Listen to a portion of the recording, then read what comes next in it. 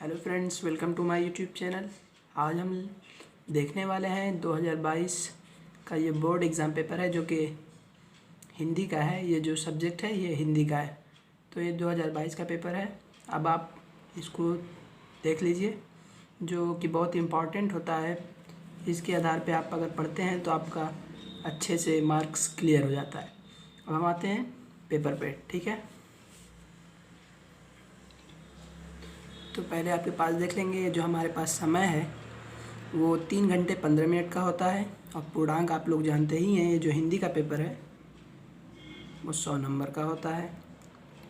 और नोट में आप लोगों को नोट पढ़ना ज़रूरी अनिवार्य है, क्योंकि आप लोग गलती कर देते हैं एग्ज़ाम देते टाइम, इस नोट को समझ नहीं पाते। देखिए, प्रारंभ के 15 मिनट परीक्षार्थियों को प्रश्न पत्र पढ़ने के लिए निर्धारित करा जाता है, ठीक है। निर्देश आप पढ़ लीजिएगा। खंड अ के बारे में आते हैं। क्वेश्चन नंबर 1 का है, 1 का क है, सरस्वती पत्रिका का प्रकाशन किस युग में हुआ था। जो सरस्वती पत्रिका के संपादक मतलब के प्रकाशन जो हुआ था वो किस युग में हुआ था। तो मैं आपको बता देता हूँ कि ये द्विवेदी युग में हुआ था। सरस्वती पत्रिका का प्रकाशन द्विवेदी युग में हुआ था। अब आते हैं आगे, चलिए। ये 2022 बोर्ड का एग्ज़ाम का पेपर है, येलो रंग में आया है ये पेपर। क्वेश्चन नंबर ख है, संस्कृति के 4 अध्याय पुस्तक के लेखक हैं। संस्कृति के 4 अध्याय पुस्तक के लेखक कौन है, तो ये आपको बताना था। तो ये रामधारी सिंह दिनकर हैं।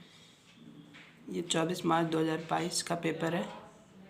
संस्कृति के 4 अध्याय पुस्तक के लेखक रामधारी सिंह दिनकर हैं। अब आते हैं ग पे, रामचंद्र शुक्ल द्वारा लिखा गया निबंध जो है वो आपको बताना है। तो वो कविता क्या है, ये लिखे थे उन्होंने, रामचंद्र शुक्ल ये लिखे थे, कविता क्या है। अब आगे आते हैं, अजातशत्रु किस विधा की रचना है। तो आपको ये बताना था, अजातशत्रु किस विधा की रचना है। तो ये नाटक है, अज्ञेय की रचना है, अज्ञेय की रचना है। आपको ये बताना है इसमें से अज्ञेय की रचना कौन है। शेखर, अज्ञेय शेखर है ये, इसमें आंसर ये है शेखर। अब आते हैं क्वेश्चन नंबर 2 पे, कबीरदास प्रमुख कवि हैं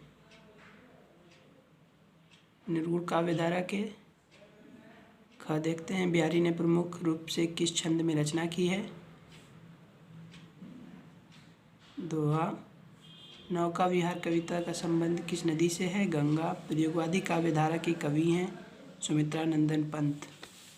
अब आगे आते हैं, ये 10 नंबर आपके पूरे हो चुके हैं। आंसू काव्य में प्रधान रस है। आंसू में जो मतलब यहाँ पे शोक का हो रहा है, तो यहाँ पे आपका होगा करुण रस।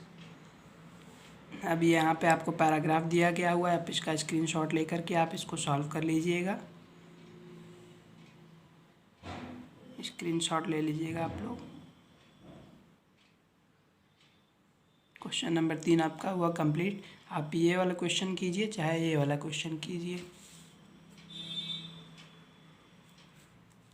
अब आते हैं क्वेश्चन नंबर 4 पे, दिए गए पद्यांश पर आधारित प्रश्नों के उत्तर दीजिए।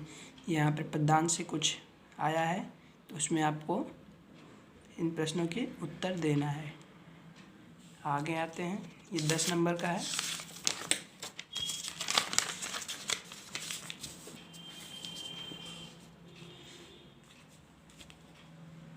इसमें से आपको उत्तर देना है।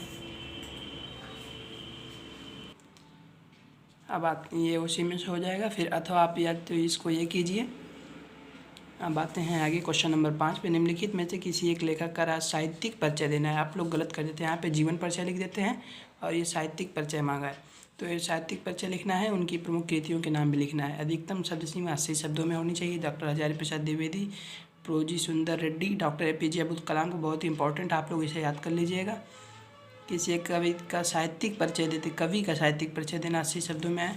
तो इसमें इम्पोर्टेंट है जयशंकर प्रसाद, हर बार चांस रहता है कि ये आ जाए। क्वेश्चन नंबर 6 में देखेंगे, बहादुर अथवा ध्रुव यात्रा कहानी की कथा वस्तु का सारांश लिखिए अधिकतम 80 शब्दों में। ध्रुव यात्रा है, उसके सारांश लिखना है। आप स्क्रीनशॉट जरूर ले लीजिएगा। ये पेपर सभी अपने दोस्त को सेंड कर दीजिए, यानी शेयर कर दीजिए। स्वपठित खंड काव्य के आधार पर किसी एक खंड की प्रश्न का उत्तर देना है। आपको प्रश्न के उत्तर देना है, जो अभी आपको पढ़ाया गया होगा बस उसी को आपको करना है। ये तो आता है।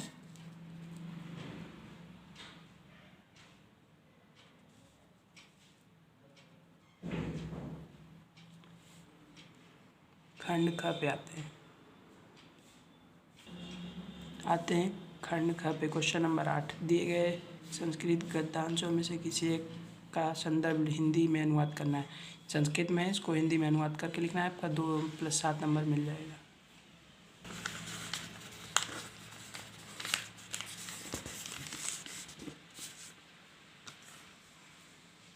यही है, आप इसको संस्कृत में अनुवाद करके लिखना है। आपका दिए गए श्लोकों में से किसी का संदर्भ हिंदी में अनुवाद कीजिए। हिंदी में अनुवाद करना है, संदर्भ जो है संदर्भ लिखना है और हिंदी में अनुवाद करना है।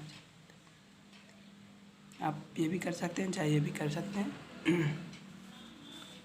क्वेश्चन नंबर 9 है, निम्नलिखित मुहावरों और लोकोक्तियों में से किसी एक का अर्थ लिखकर वाक्य प्रयोग करना है। फिर मुहावरे और लोकोक्तियाँ लिखना है। अब क्वेश्चन नंबर 10 पे आते हैं। निम्न शब्दों संधि विच्छेद के सही विकल्प का चयन कीजिए। पुस्तकालय का इनका संधि विच्छेद करना है, उसका सही है, उसमें बस आपको अच्छे से समझ करके उसका ट्रिक लगा देना है। स्क्रीनशॉट ले लीजिएगा। अब वीडियो आगे बढ़ाते हैं।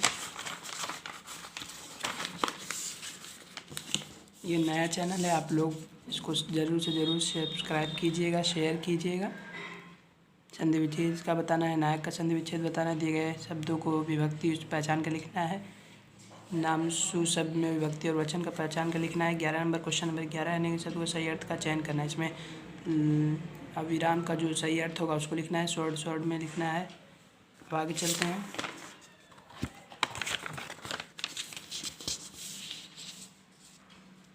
निम्नलिखित शब्दों में किसी एक शब्द के 2 सही अर्थ लिखना है। इसके 2 सही अर्थ लिखने पे आपको 2 नंबर मिल जाएंगे। निम्नलिखित वाक्यांशों के साथ सही अर्थ चयन करके लिखना है। जो जीता ना जा सके वही आपको बताना है। रास्ता दिखाने वाला, तो आप लोगों को ये बताना होगा, 1 नंबर आप लोगों को मिल जाएगा।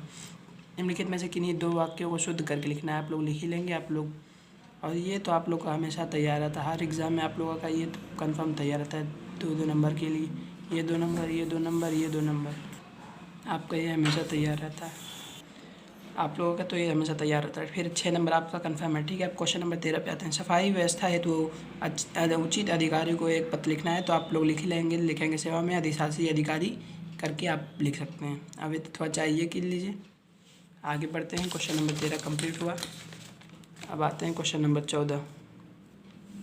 निम्नलिखित विषयों में से किसी एक पर अपनी भाषा शैली में निबंध लिखिए। निबंध तो आप लोगों का फेवरेट है भाई, निबंध तो आप लोग छाप देते हैं।